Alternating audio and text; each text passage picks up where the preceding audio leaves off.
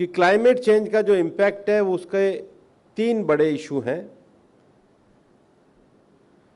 पहला उसका इशू है कि दुनिया में इस औद्योगिक क्रांति के कारण सबसे ज्यादा कार्बन उत्सर्जन जिन दुनिया के प्रगतिशील विकासवादी देशों ने किया है, आज वो अपनी जिम्मेदारी को नहीं मान रहे।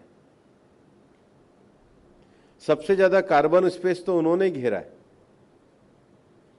और उनका कंजम्पशन का पैटर्न क्या है, कभी कभी हमारे को भी कहते हैं और नौजवान भी मेरे पास आते हैं कि अरे हम दुनिया के सबसे ज़्यादा 4थे नंबर पर हम कार्बन एमिशन कर रहे हैं।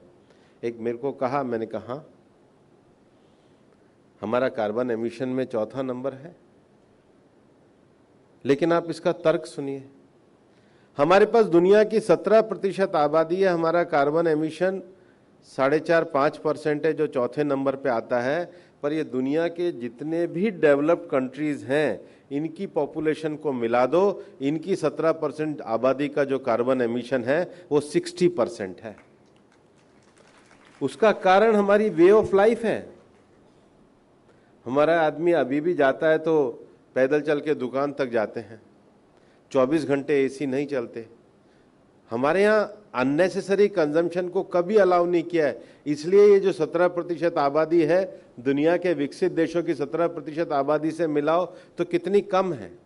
पर उस वे ऑफ लाइफ को मिशन लाइफ के अंतर्गत हमको सबके सामने लेके जाना है। इसलिए क्लाइमेट चेंज का जो एक बड़ा विषय है वो अनइक्वल वर्ल्ड का है, और इसलिए भारत क्लाइमेट चेंज में ये मानता है कि दुनिया के हर देश के नागरिक को डिग्निफाइड लाइफ जीने का अधिकार है, ग्लोबल साउथ को भी उतना अधिकार है, एनर्जी एक्सेस का अधिकार है।